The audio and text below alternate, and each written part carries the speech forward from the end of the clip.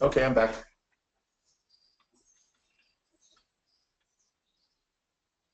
Okay, next, starting in a few minutes. Please wait. I mute everyone first.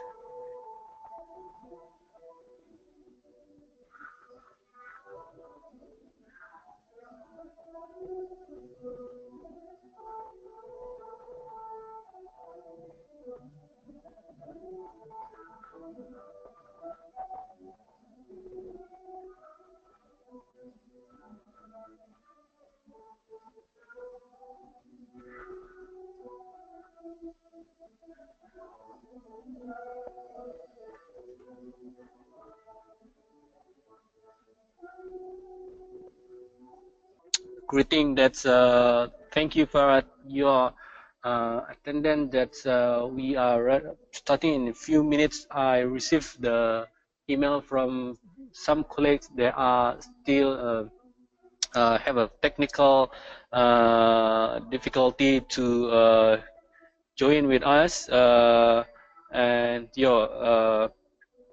allow me to wait a couple more minutes.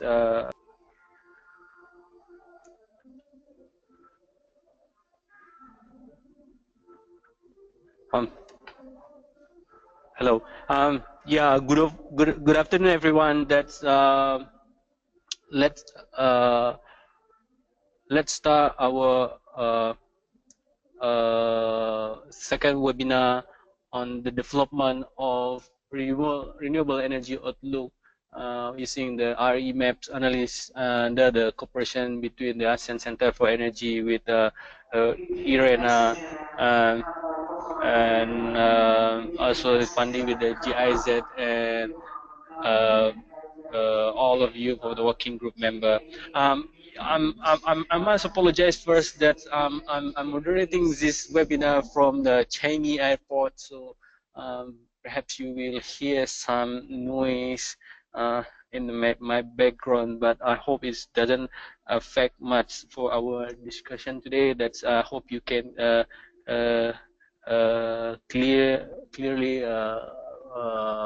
hear my voice and all the webinar during the session. The first introduction, as I said, that this is the second webinar that we have as a follow-up from the first webinar months ago, and on the development of the RE outlook for ASEAN with IRENA. As of today, we have doing if I may say that more than 50% of the progress of our work. We have received the data information provided by all of 10 ASEAN member states, and we have incorporated this with the expert from IRENA to develop the first calculation and also to develop the report itself. We also have shared with you the first finding on the calculation last week for your review, and then as the point of our discussion today. So in this second webinar, join with me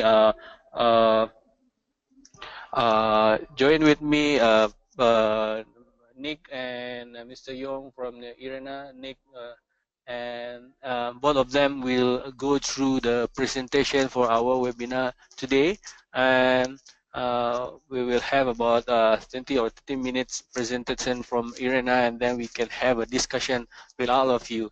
And if you have any question, you would like to say something that's on your right hand panel, you may see that there is an option there for chatting, so you may type your question, and then I will responding. I will read to you. I will deliver your question to our presenter.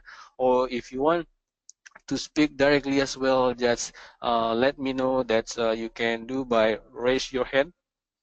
There's a button, raise your hand there.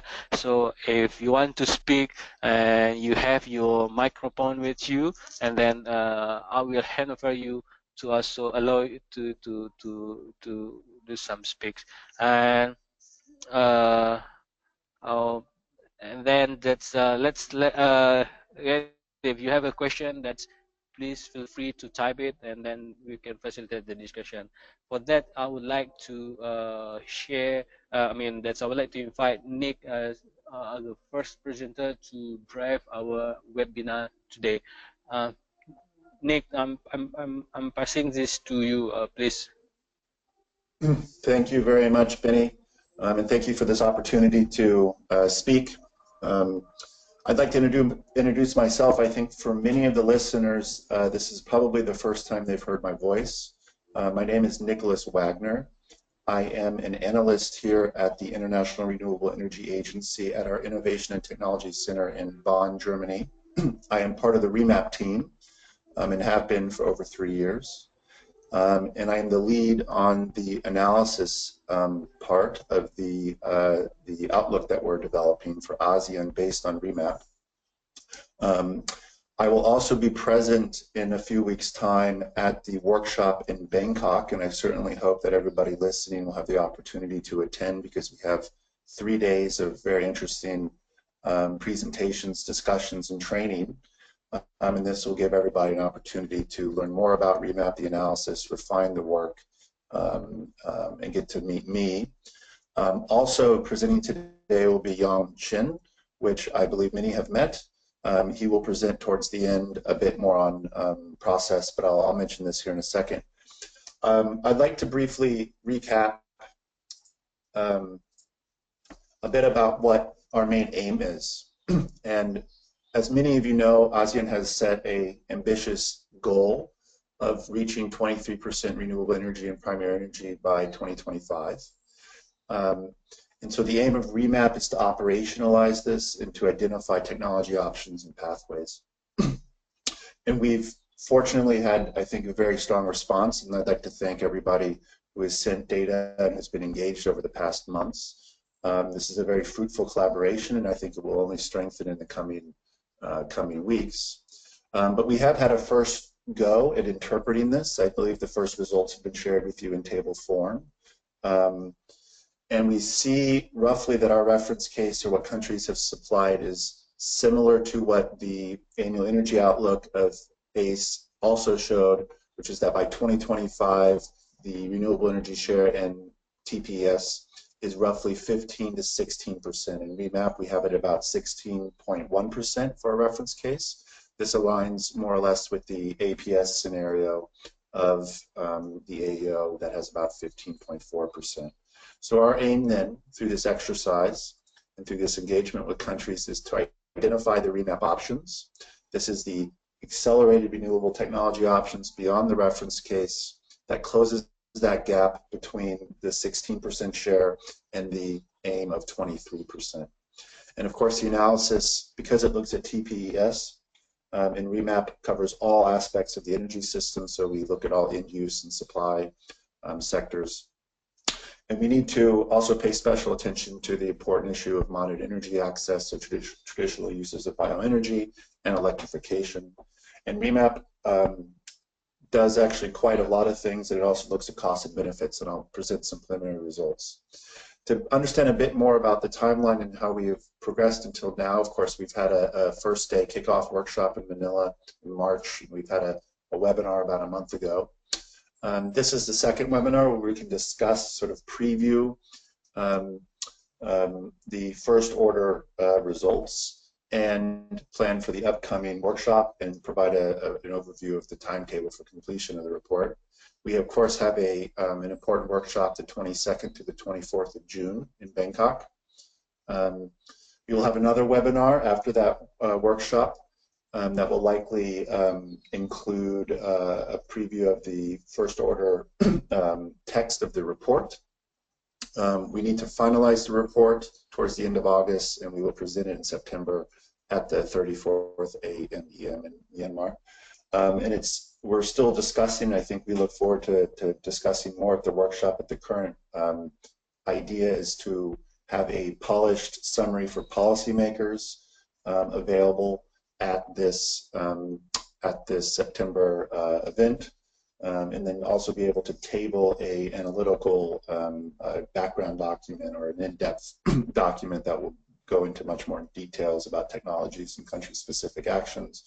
But this will be a draft that we would likely table for feedback, and then conclude that towards the end of the year. But there will be at least a polished summary for policymakers available then. The purpose of this webinar is to very briefly present the status of the data and where we are with the analysis, to overview the preliminary findings, so the first order analysis that was done based on an interpretation of the reference case that countries provided, and the first go at developing the REmap options, so the accelerated options.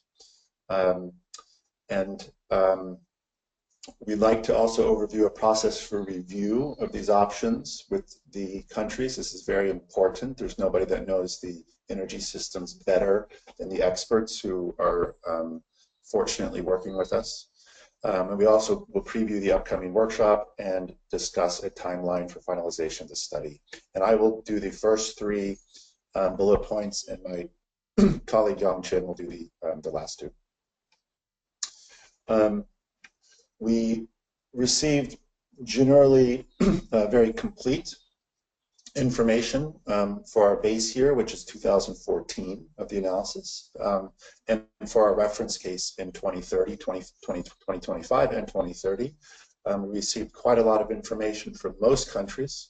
A few countries either provided limited data or incomplete data, and those are listed here in gray.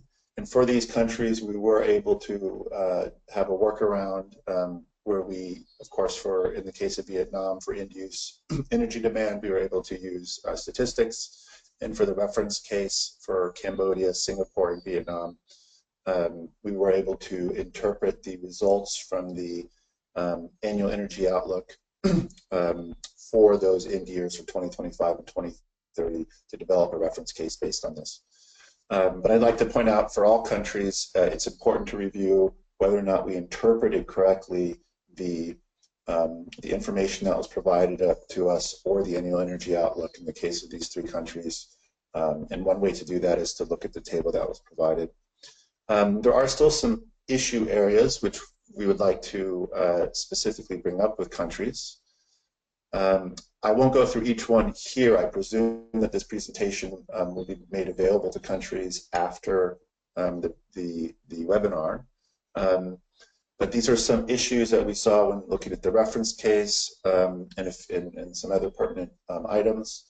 And these also were elaborated in the tables briefly. In the tables, there was some comments that were provided in the upper right to the table that indicated if there was something that should be reviewed. I'd like to point out that it's you know, there's many things that can be looked at more than just beyond this. So I think if everybody could take a deep look at those tables, provide us some feedback, that would be very helpful. We will have a process for further review and refinement over the coming month, which I will detail in a bit. So what have we completed? Well, we've completed the outlook. This is what we call the reference case, the outlook according to government plans. We've started the first order analysis for what the deployment options are, and based on that, we've already started to conclude what are some of the benefits of the REmap options. And the next phase, which we hope to tackle during the workshop, will then look a little bit more at some of the technological challenges, the barriers and the opportunities needed to enable the technologies that we've identified in the REmap options. But first, just to get a good handle on understanding energy system developments and the accelerated renewable options, and that will happen in the run-up to the workshop and during the workshop, where you will also have an opportunity during the workshop to work with the individual country tools, REmap country tools that we've developed, so that you can actually engage directly in the analysis, refine it, and improve it. After this workshop, we hope that we have a very complete analysis of which to build a strong, robust report. What are the REmap options? They are the realistic potential of renewables beyond a reference case. So this is a sort of a soft term. It can mean a lot of things, but to say it's really sort of a combination of data and analysis, but also expert judgment. This is a reason why it's so important to have country engagement and feedback, because of course when you look at the potential of many technologies, particularly in the end-use sectors, data can be lacking. There can be issues that make it more difficult to really ascertain what is an accelerated, what is the most realistic potential that can be deployed over a given time frame. And so expert feedback is important, as are many other factors which I've listed here, which are a bit more analytical, but all these things are considered. We have completed the first order, or the zero order draft, excuse me, zero order analysis of the REmap options. And I think we have two plan analysis revisions. One is based on the tables that were shared with you earlier this week. We would like some feedback based on this. These will then be revised prior to the workshop, and then we have an opportunity to review during the workshop the revised results, discuss those, revise those again during also the training session with the REmap tool, and then after the workshop we can finalize the analysis and move on to the into the actual writing of the report. Some of the draft results, if I could get into some graphs here, we see that there's significantly rising energy demand in all countries. The power and industry sectors see the highest levels of growth. So that is the yellow and the red bars in this graph. Overall, TPES also grows strongly in most countries. We see that there's growth, I think, generally between 50 and 200% on average in energy demand. Some countries, of course, have higher growth of upwards of 300, 400% or higher in the case of Laos. And we see that there's some differentiation in how the transport sector develops. With some countries, it's not shown in this graph, but some countries show more limited growth on the order of very little in the case of a country like Singapore, or I think Brunei, to quite a lot with over 200%. And the building sector also sees modest growth, but less than the other sectors. So this is really a story of demand increasing across the board, but particularly in the power and industry sectors, which of course means that there's two radical different solutions that are likely needed. The power is an issue with electricity supply, which I think most are familiar with, whereas the industry sector has a lot more to do with process heat. And we see in the reference case that the renewable energy share increases, but only modestly in the ASEAN group as a whole, which is circled in that box, that green box. In 2014, the share was roughly 9%. This will increase in the REmap reference case to 16% by 2025, and a few percentage points further to 2030. If I could go back just briefly to mention, the REmap analysis typically uses as an end year the year 2030. So we will be doing an analysis for potential all the way to 2030, but because of the time frame and the aim of having a 23% renewable energy share by 2025, we will of course also be providing a perspective to 25 for countries. So that's why you see both 2025 and 2030 numbers. And we see across the board, we see increases, but with a few exceptions, Cambodia, for instance, but we see increases that range from very modest to quite substantial in the reference case. We look at the REmap options, which this slide shows. So this compares the reference case in yellow, the one that we saw on the previous page, and the REmap case for 2025 in green. We can see that this is where the gap has been closed. So these are the REmap options that close this gap, that increase the renewable energy share to 24% in REmap by 2025, so 1% higher than the goal. And we see with these countries where that growth occurs. Some countries have very strong growth. Some countries have more modest growth. But potential to increase in each country could range from 20% more growth in renewable energy share up to 200%.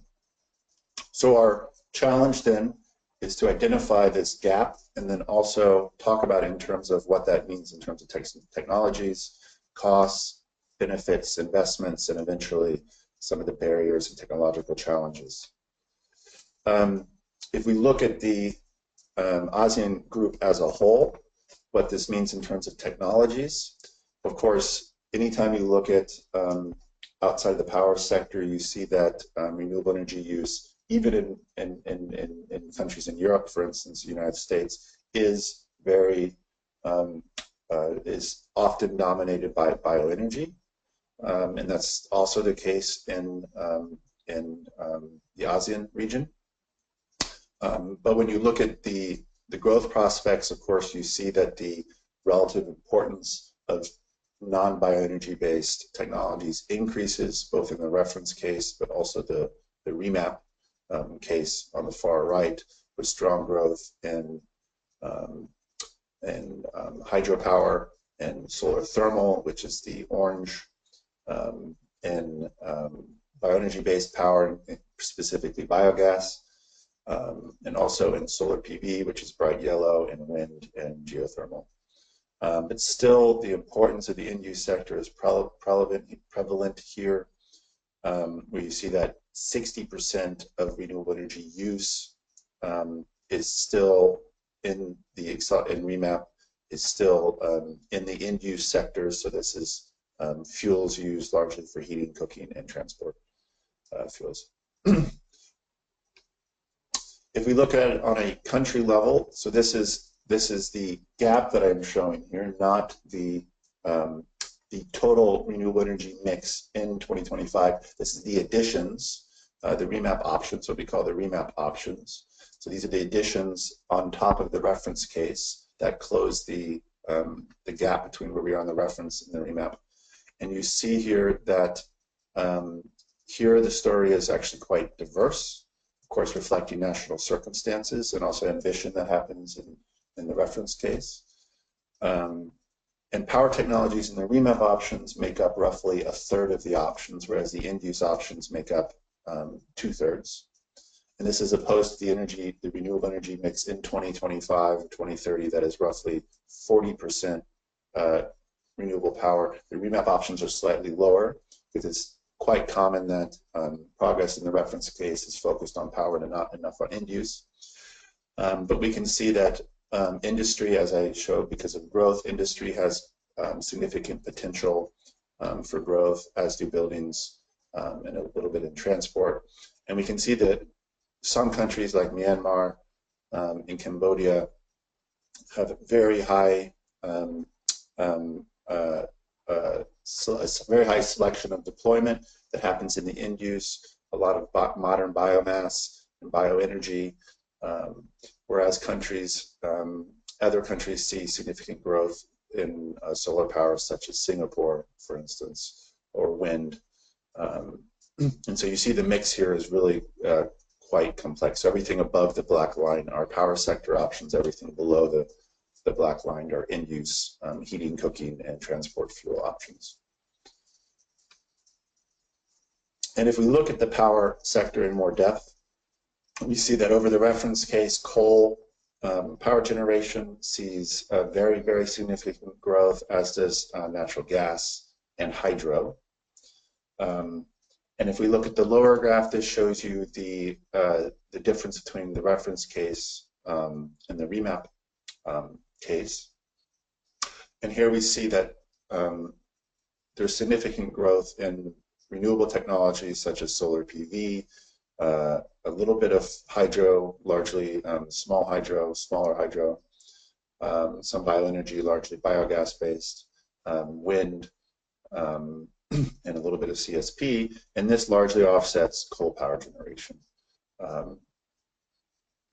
So this is a story of course, that I think many people are familiar with the potential of solar PV becoming much more attractive in recent years, and other renewable technologies of costs have declined, and the preference amongst many countries and investment authorities to move away from developing coal power plants. And if we look at the power generation mix for the ASEAN group as a whole, we see that this shift, basically what I showed in the last graph in terms of gigawatts, we see this as a share of power generation, and we see how the black bars increase to the reference case and then start to decrease in REmap 2025 and 2030. And we see the relative share of solar PV, of wind, of hydro increasing to the point where over 40% of electricity supply in REmap is renewables.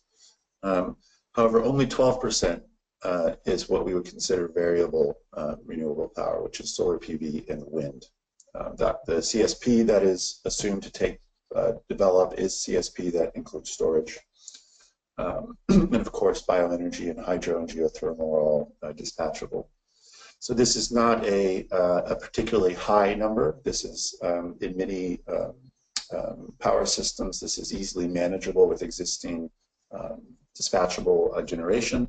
Of course, this is an aggregate picture for the region as a whole, and could mask differences in this relative generation mix in a regional level. So this is something that we will need to explore in more depth at a later point when we start talking about some of the challenges and technological issues.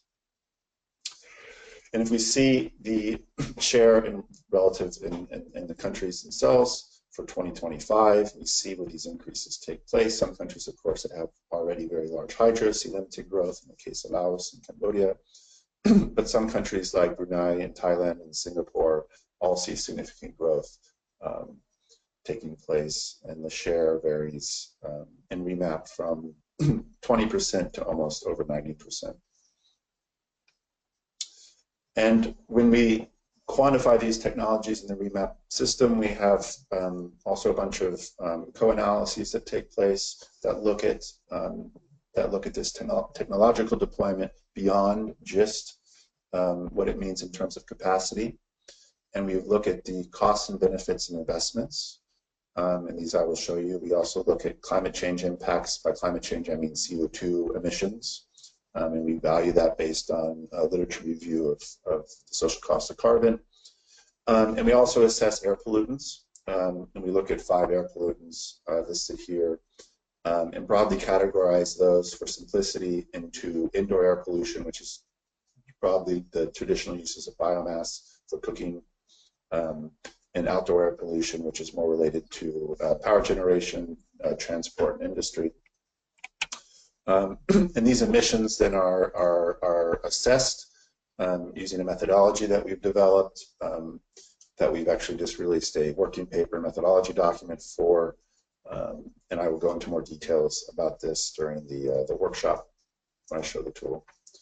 If we look at the effect on CO2, of course, any region where you see energy demand increasing substantially, in the case of this region, which is probably the highest anywhere in the world, you see, of course, CO2 increases that are very significant. So we see in the reference case to 2030, this is not 2025, 2030, we see that there is, if you look at both the blue and the red bar, this is total emission CO2 increase to 2030 based on the reference case. And then the REmap options reduce the CO2 emissions by the red bar. So the top of the blue bar is the CO2 emission level after the REmap options, so in the REmap case. And we see that that reduction is significant for some countries, ranging from 9 to 27%. Of course, there's another aim of that the ASEAN ministers have agreed to beyond this renewable energy share, and that is to reduce the energy intensity of these economies by 20% by 2020 over 2015 levels. So we have an energy intensity indicator.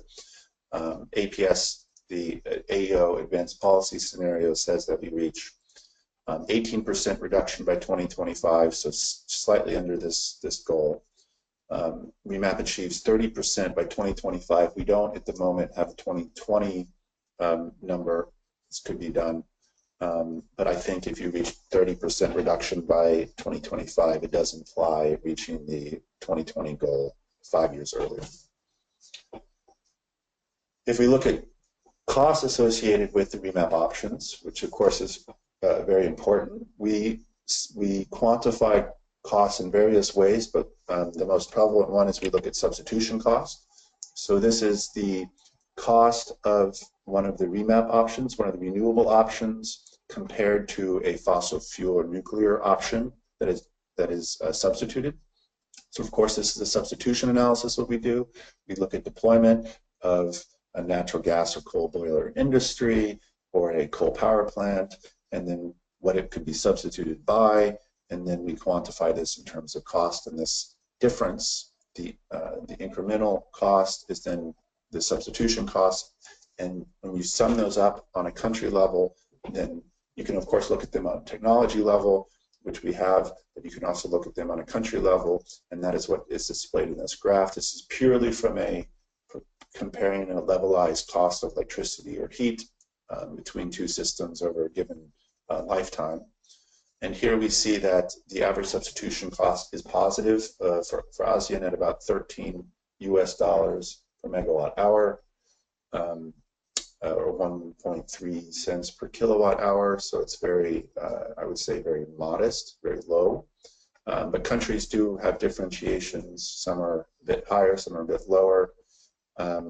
However, these costs still need to be refined significantly. One area where a lot of attention is needed is in the determination of commodity prices in the future for these countries and technology costs. So this will be something that will need to be refined over the coming month and also at the workshop.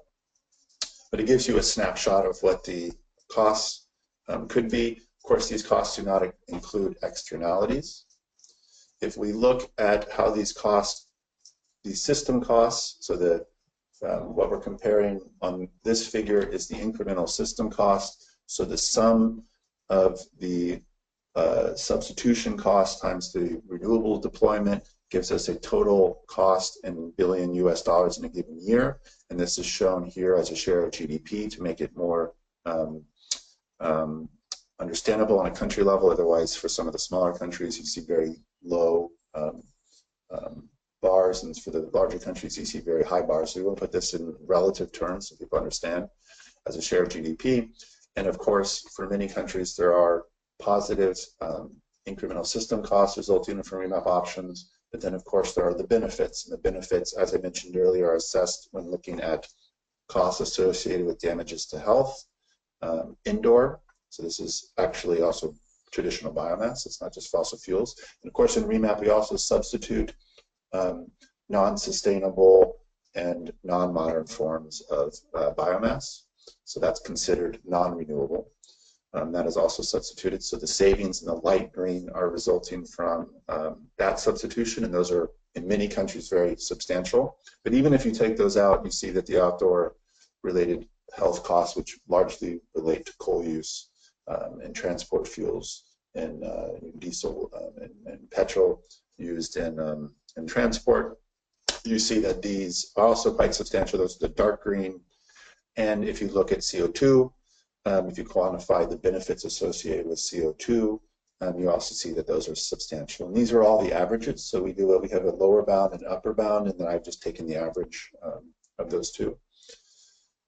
So this is an important finding that there may be incremental system costs related to the levelized cost of energy that's provided. That's very modest, only about 1 cent per kilowatt hour. But of course, the benefits are much more substantial. So this is important for governments to understand that they need to broaden their perspective just away from just looking at energy costs, because there are strong macroeconomic effects, of course, the economy as a whole, when you factor in these external costs. I'd like to take a break and ask if anybody has specific questions related to the analysis before I go into a few more process-oriented items, and then turn it over to Yang. Nick, at this stage, we don't receive any question from the country yet, but so I think that you may also proceed further, and then with Young later, and then after that we can have a full discussion. Okay. Okay, sounds good. Thank you. One thing I mentioned is that the costs that I presented are still very much preliminary, as is the entire analysis, but more attention has been paid into looking at technology deployment. And what we need to do now is we need to better what I call localize the technology costs. So here we see what has been provided by countries. Many countries, thankfully, have provided values recent years for costs, which is helpful. Some countries have not. And of course, we will fill in these gaps with a literature review, but if these countries do have this information, it would be very helpful to have. And we have a unified system for looking at cost development over the REmap timeframe to 2030 based on unified assumptions. So it's of less importance to have values for the future, but if countries have those are very much welcome, particularly something like a oil price projection, or the price per ton of coal that's imported or locally produced, or what they have for natural gas price. These are all very much welcome for any point in the future. These can provide insights into where we think the countries, we want to reflect what the countries believe. We of course have our own assumptions, but it's helpful to also have a country perspective on commodity prices and technologies. Of course, technologies in the renewable sector are prone to learning. So they, as deployment increases and technology develops, costs generally decline for most renewable technologies. And so it's important to have a perspective on where these will develop in these countries. We've developed over the past years, I think, a pretty strong perspective on technology developments into the future. But of course, we'd also like country input and also some insight into maybe differences in some of our assumed global values for certain technologies and how that might differ in these countries, because oftentimes regional costs can be lower or higher in these countries. So these would need to be localized so that we can get a better picture of what the cost impact is on countries. So this is something that countries are at any point invited to share information with BINI, and then this will be forwarded to IRENA. But of course, this is also something during the workshop we will have training, and we will actually go through the tool, and you will see where these commodity prices are used in technologies, and this will also give an opportunity during the workshop to localize these. We need to focus over the coming weeks to the workshop and during the workshop also on refining the REmap options, and by that I mean the technology deployment. And so there are some further things we can consider.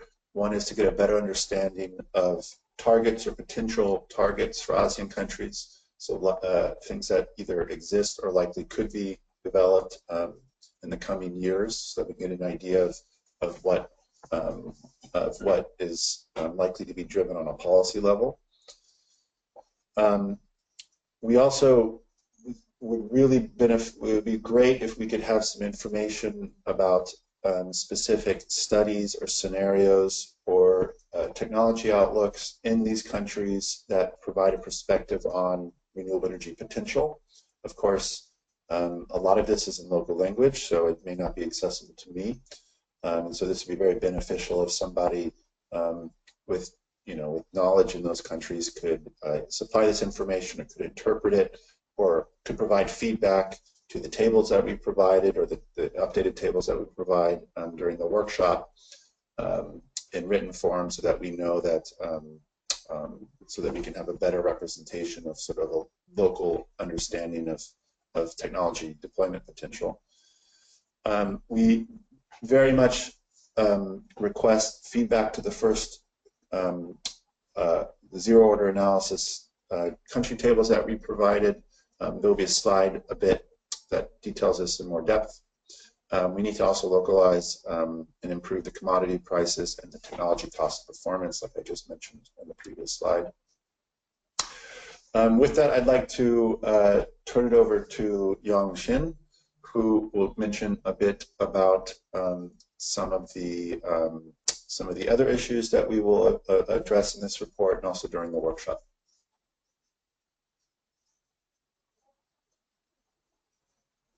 Yeah, that we pass to Mr. Yong to continue the session. Hello, everyone.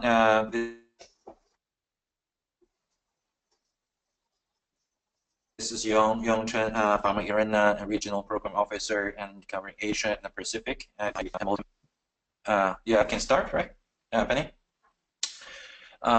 Thank you very much, Nick, for your excellent presentation and on the analytical part. And of course, we know that's how next step we're going to discuss and also talk about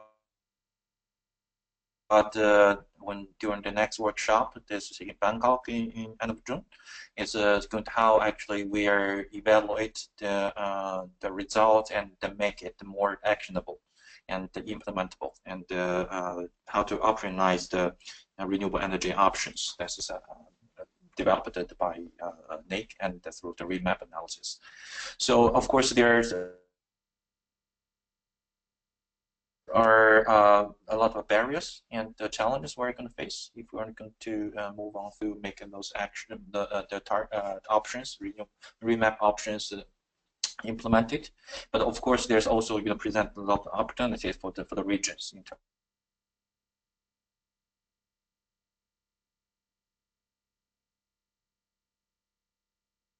of trends.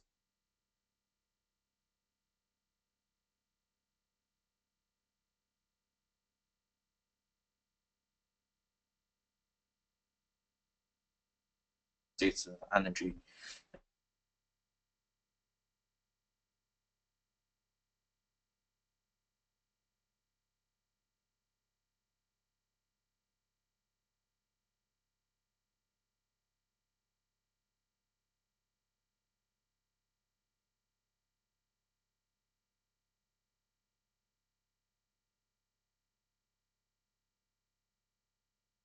current energy system towards a more sustainable one, as things with the more in Bangkok and which is and it's a rural application. We know this is the cross the region,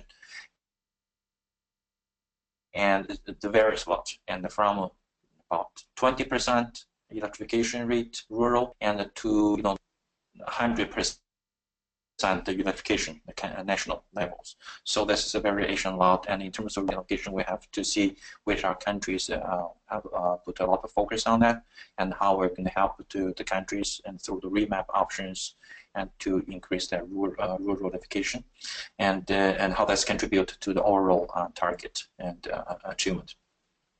And the third, modern energy services, as we know, this is a lot of countries in the region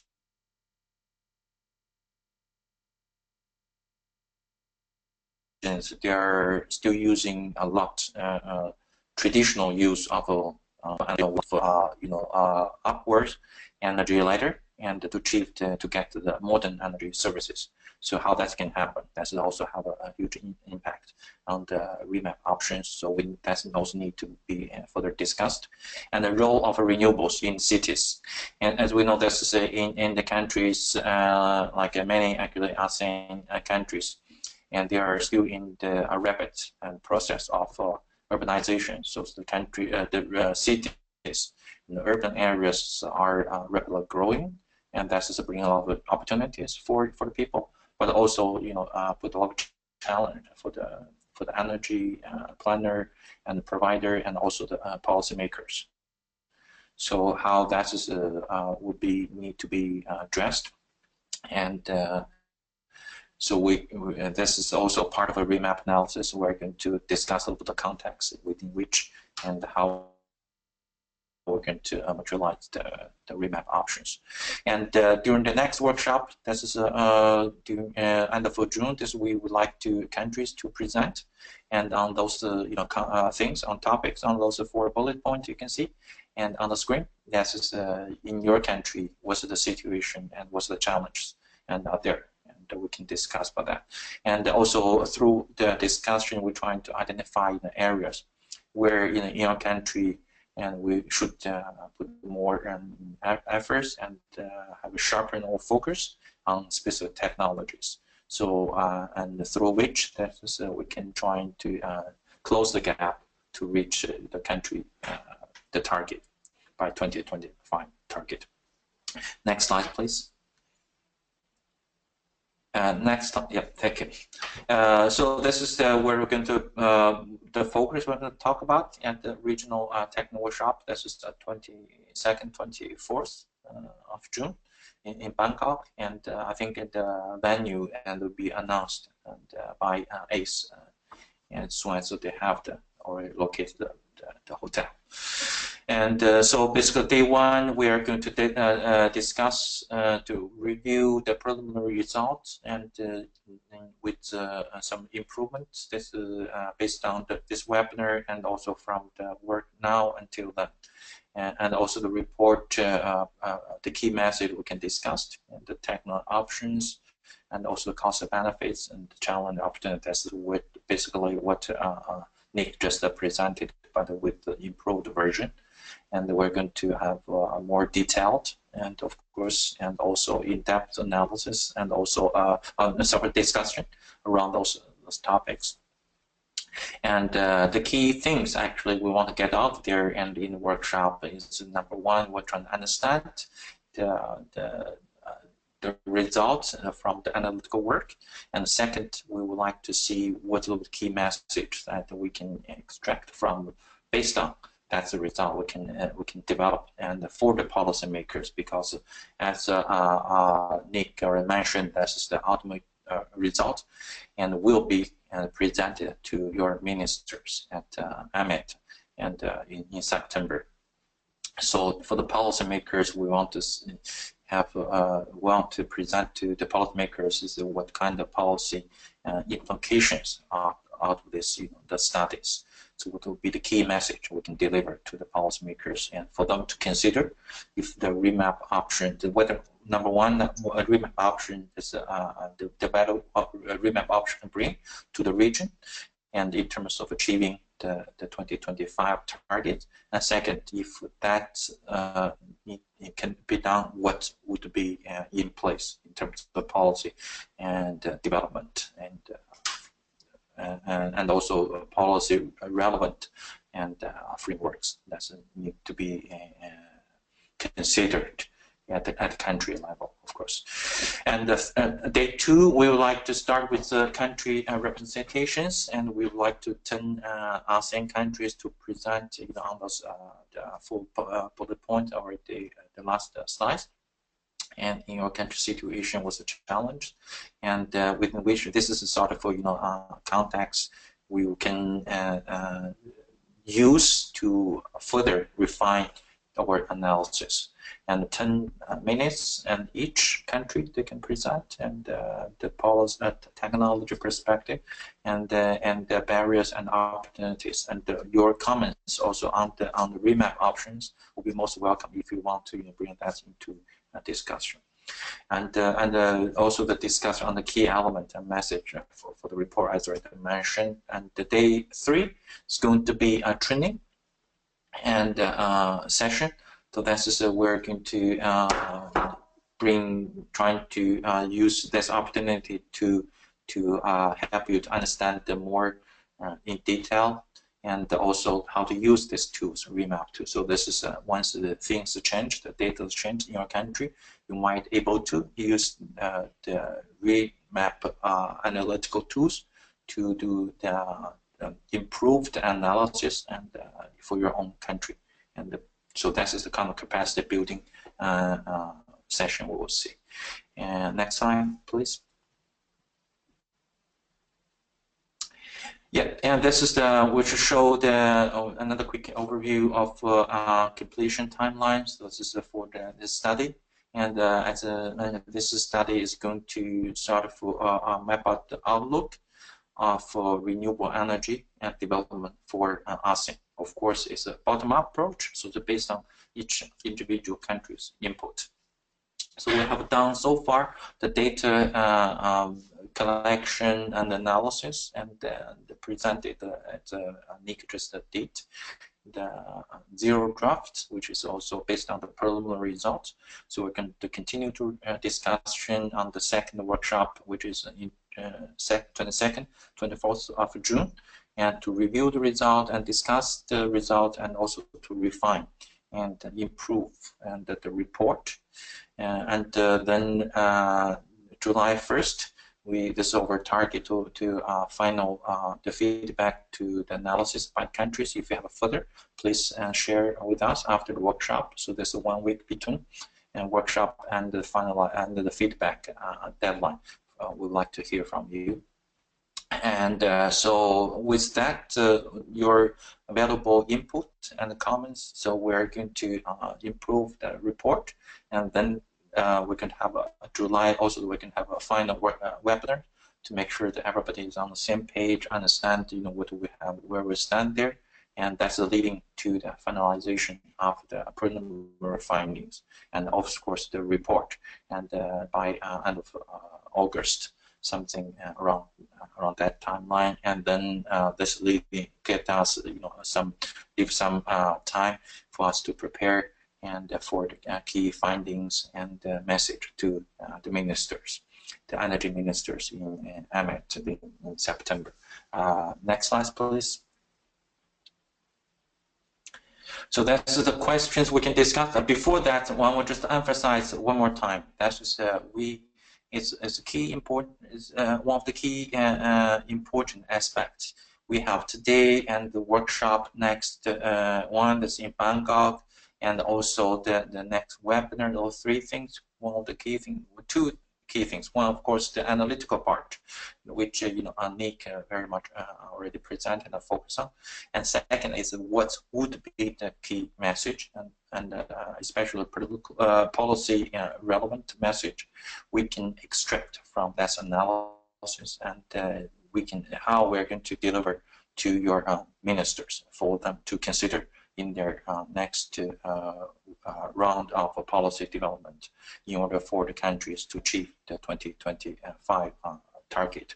So I think these are the two aspects we should focus on within this the remaining time we have for this project, and so we can talk about that after maybe September, how we're going to continue to develop this project leading to the final draft.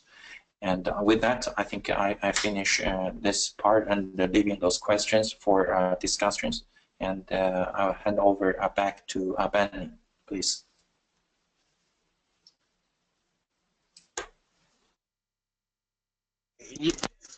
Yes, Mr. Young, thank you very much for your presentation, and also as a follow-up from the presentation from Nick before on the analysis of the first calculation, and also what is our plan, and during this term, and the timeline that you showed before, that's towards our second workshop in Bangkok, and then how we can able to deliver the product to be presented to the ministerial meeting this September. Then I think that's there is in the slide that everyone can see, there is a few points on the question for discussion from that we can hear from the country on uh, the especially on the number one, share with you with all the country the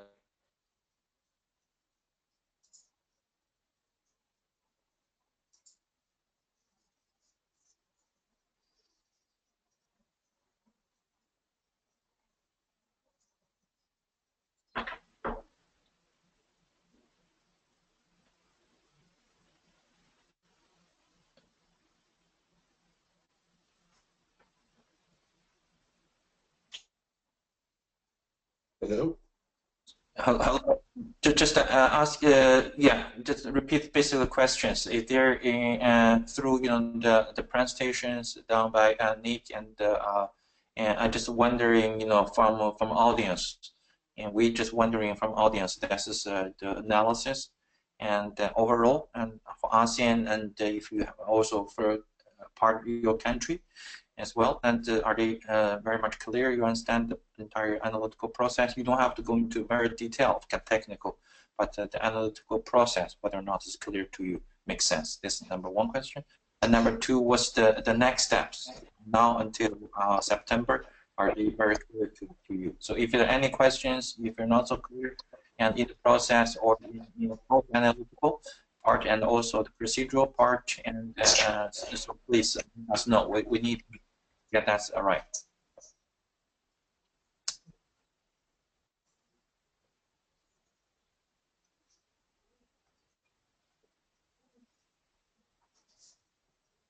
yeah, Nick, that's I received a feedback from the country that's asking to explain the table that we sent with them last week. Can we do that? Certainly. So explain what we shared with them and how they can provide feedback. Yes, yeah, that's they're asking that how to understand the table that Sure. we share with them, and then what they need to respond, what especially that they need to fill up the number. That's the thing. That's so. If possible, that you may share your screen on one of the example of the country Excel file that we sent to the country last week. Yeah, I can do that. Just give me a second. Okay.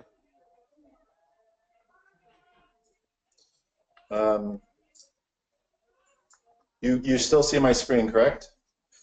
Yes, yes. Okay. Let me just open up the table.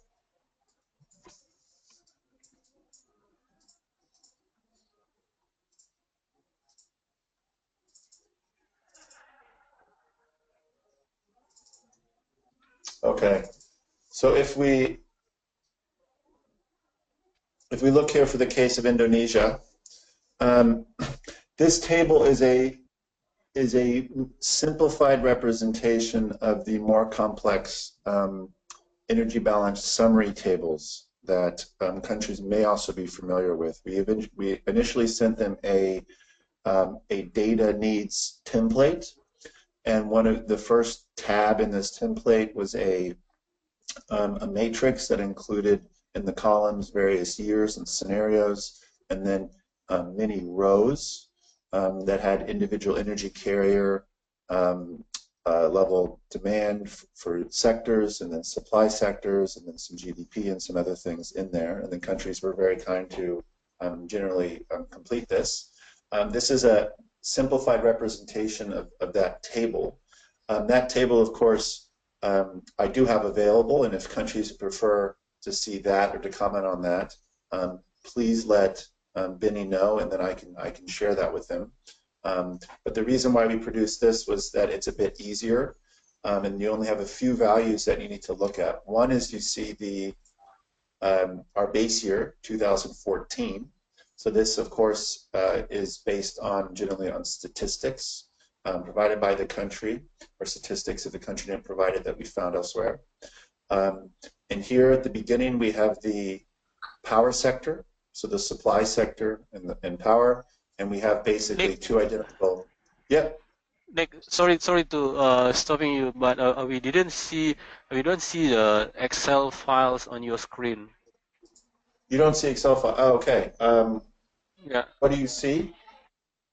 It's only your Explorer with the folder Indonesia. There is a few Excel files there, but we don't see the I think now you should see it. I just changed. Right. Yeah. No. It's if possible, you can zoom in so we can really. Yeah. You see it now, correct? Yep. Right. That's one is perfect. That's one perfect. Right. Okay. Yeah. So as I was saying, we do have this in a more complex form, available in a similar format to what was supplied with countries when they filled in the data. So if they would prefer this, where they can see more detail, that would be fine. But we thought this would be easier for review. And here we have in the top we have three cases. So we have our 2014 base year based on statistics. We have our reference case to 2030 based on what countries have provided or how we have interpreted it. And we have our REmap case. So this is the same year, but this is two different cases, reference case or business as usual, and our accelerated. And here we have the power sector. And we have two identical sections, but one shows gigawatts and one shows generation. Most people are most comfortable with looking at the gigawatts. And if you look at the difference between these two columns, this is the REmap options. So the REmap option is what we have added on top of the reference case. So in the case of Indonesia, you can see that we've added quite a substantial amount of solar PV, some geothermal, and you can see that that's reduced non-renewable capacity by about 15 gigawatts. And you can see down here how that has affected terawatt hours. And then as you go down in the table, we have the end use sectors. So this is supply and demand and end use. And here we see the buildings and industry combined. So this is excluding electricity because electricity is supplied through the power sector. This is really mostly heat or cooking. And here we see direct uses of renewable energy. So we have solar thermal for heating or cooling in buildings and industry. We have geothermal heat, which is very limited in most countries. We have modern bioenergy. We have traditional bioenergy. So this is what you would think of as traditional biomass used for cooking. We also have bioenergy used in industry, and then we have non-renewables in both of those.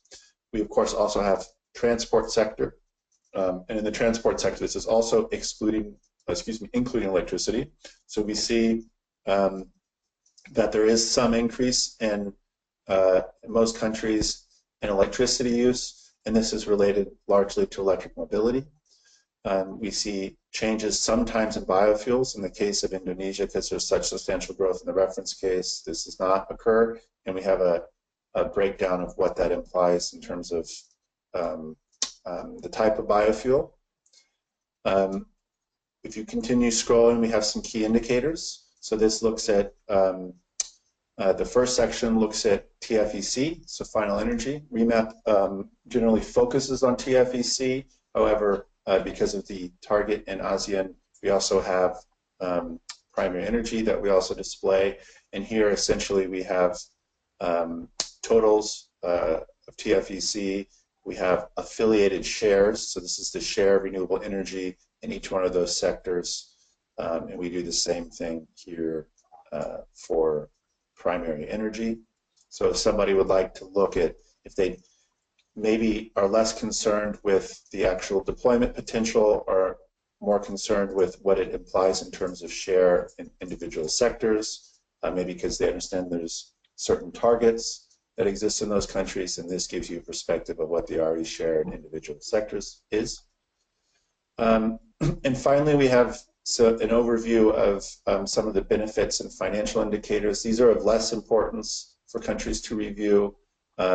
These are heavily dependent on the REmap option, and as we refine the REmap options, a lot of these indicators will change, as will the costs based on refinement of the commodity prices. But we have CO2 emissions from energy. We have, this is the incremental system cost in billions of US dollars per year. We have an indication of investments. And actually, I want to say I noticed afterwards that this investment number needs to be divided by 1,000. It's actually in million US dollars. So this needs to be divided. So this is actually a much bigger number. So this is billion US dollars per year average during this period. So in the case of Indonesia, in the reference case, roughly 4 billion US dollars invested per year in REmap. That would need to rise to 10. Investment support for renewables is actually our word for subsidy. So this would require a subsidy of around 1.7 billion US per year in 2030. And this shows you in a snapshot of that year in 2030 what the associated benefits are. So you have savings from outdoor air pollution, indoor air pollution, and CO2. And then this shows you the cost benefits. So the total macroeconomic wide benefits in billions of US dollars per year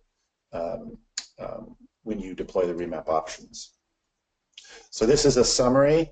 I would say worry less about these and focus more on the renewable deployment that takes place in the power sectors, the difference between the REmap option in the reference case, and down here, the deployment potential between in the end-use sectors of things like solar, thermal, modern bioenergy, liquid biofuels, so on and so forth.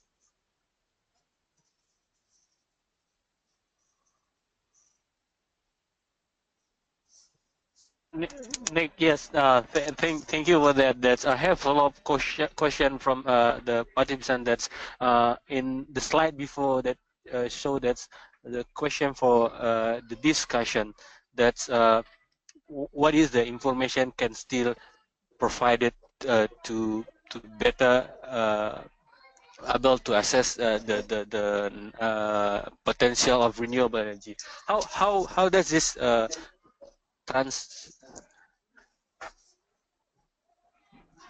Sorry. I'm sorry?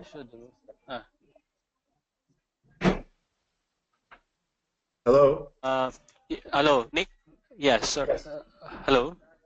Yeah, that's there is a in the question for discussion that's what information can still be provided.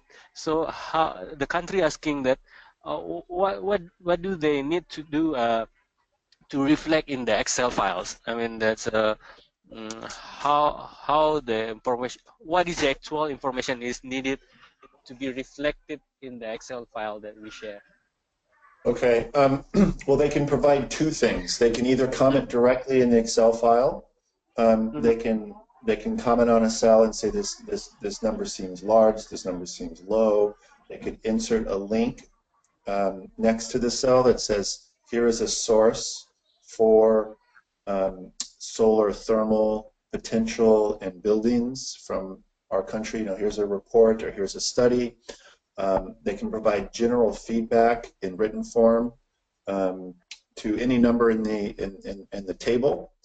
That would be ideal. They provide sort of a more specific feedback to the table, but they can also, as I showed on this screen, they can also provide information from their country that is of direct relevance, but that maybe doesn't provide a single number. So if there's an overview of targets that exist in the country for the deployment of modern cook stoves, for instance, or rural electrification, or solar lighting, or biogas digesters, or solar PV deployment on utility scale, anything they can provide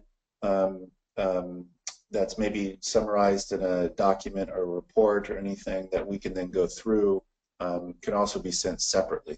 So countries can provide feedback either directly in the Excel table by providing comments or links, or indicating in the Excel where they see issues, or they can just share with us some additional information that we can use in the form of studies or scenarios or technology outlooks or government policies, so on and so forth. They can provide these just in email form with a link or an attachment. That's also fine. So if I may resume that we need the country to clarify on the number, whether they are okay with that number, or they think it's too high, or they think it's lower than it's supposed to be, and provide us with the reference. What is if this is too high, or if the country have their own calculation is provided, so the analysis can be adjusted to reflect the actual one. Yeah, correct. We would like some feedback.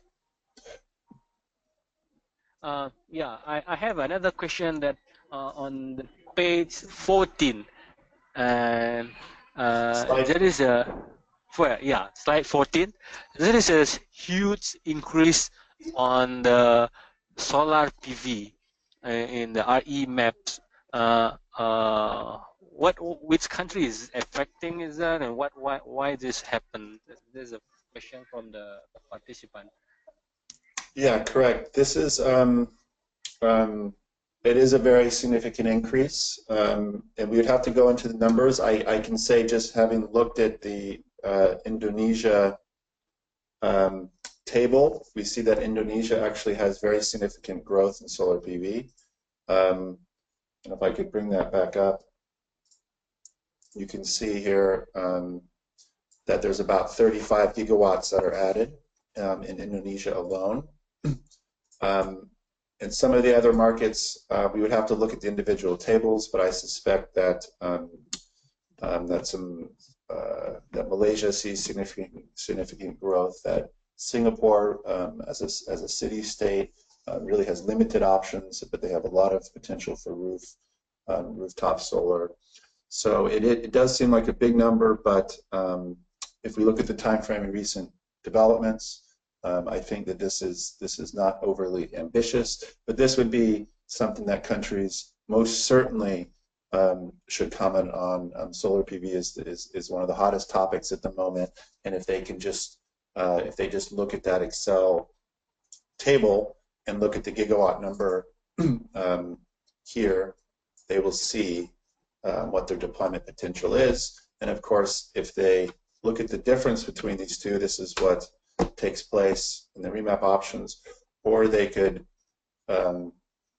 divide this number by the time frame, and they could get an idea of what this means in terms of yearly deployment, and whether or not that seems realistic in their country. Of course, this is linear, but they could maybe they also have a technology outlook or perspective on this. But this is this number. Solar PV is of huge importance. There's lots of developments happening in the marketplace at the moment. So I think countries would, if there's a few numbers they should look at, this is most certainly one of them. Yeah, thanks, Nick. I don't have any further question, but I have feedback from the country. They are asking time to do the internal review about that number, because they want to also discuss with the policymaker side on the finding from our calculation that we share with them on the Excel file last week. So yeah, that's the thing there. Okay, but so I'd also like to point out the completion timetable.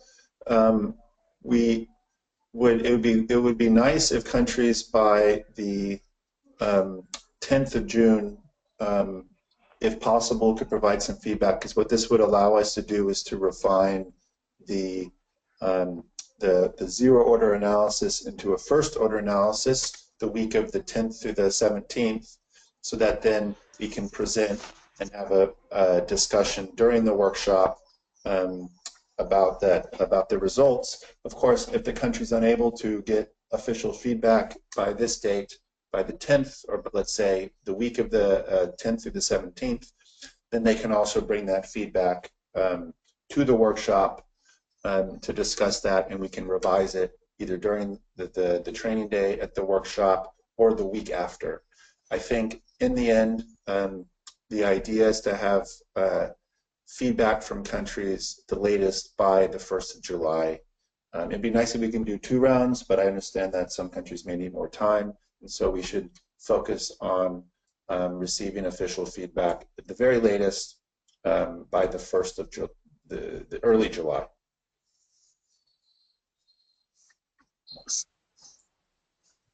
Yeah, I think that we will work with the country to strictly fill in the timeline that we already share and agree, because it is very important to have a country engagement on their commitment to submit all the required information, so that we will able to develop a good report. I have no more question from the participant. That's Nick or Young. Do you have any word that you'd like to say before I wrap up for the preparation for our second workshop? If I may, I just a quick actually add a couple of things on the last point we just discussed in terms of reviewing and also this policy discussion at member states of ASEAN.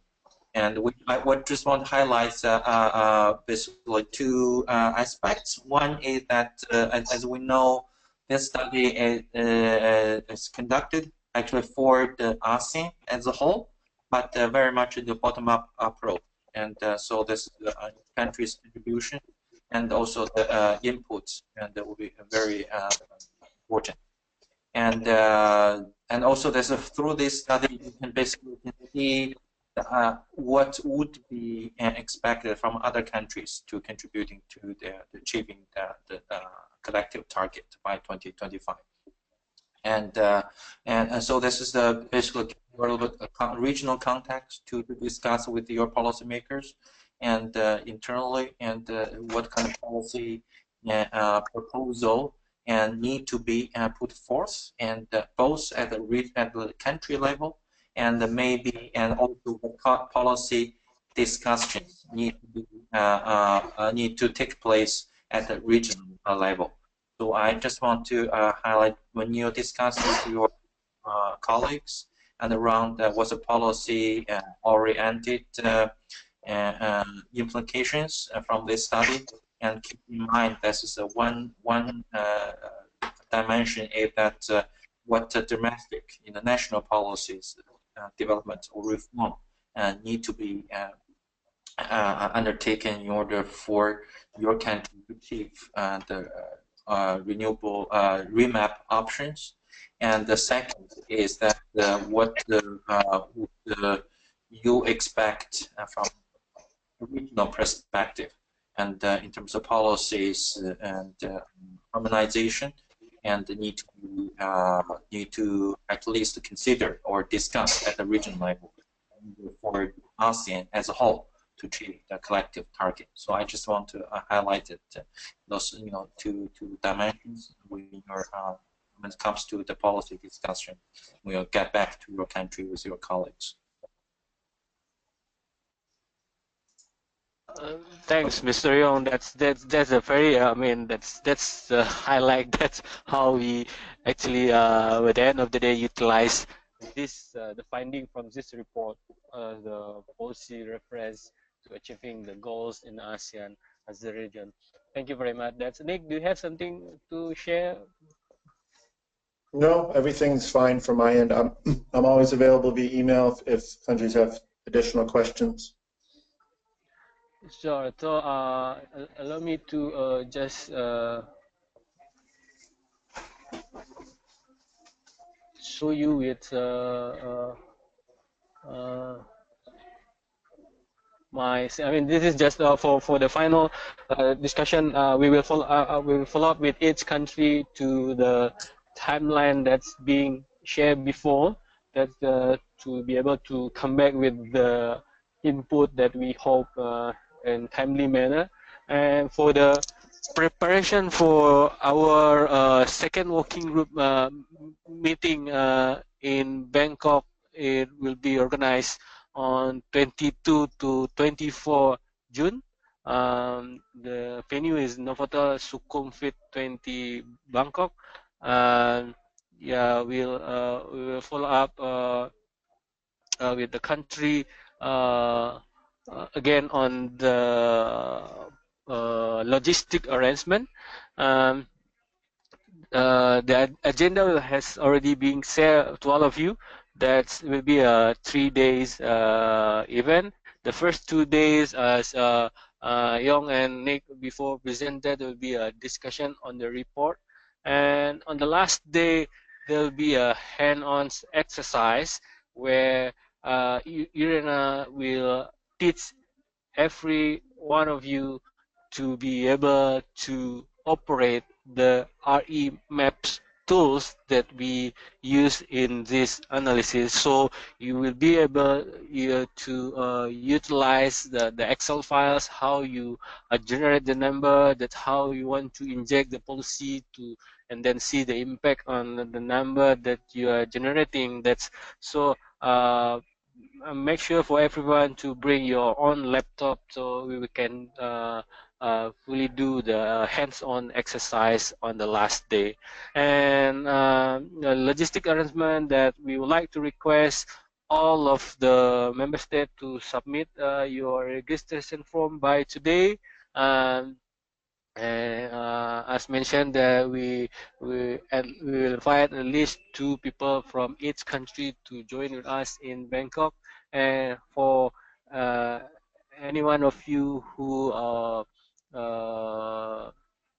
eligible for the funding assistance to attend, that's please submit all your ticket arrangement to the secretariat email by this Friday as the latest, so that we can directly arrange for your travel and logistic arrangement for the second working group meeting in Bangkok 22-24. That will be also co-hosted with the Ministry of Energy of Thailand.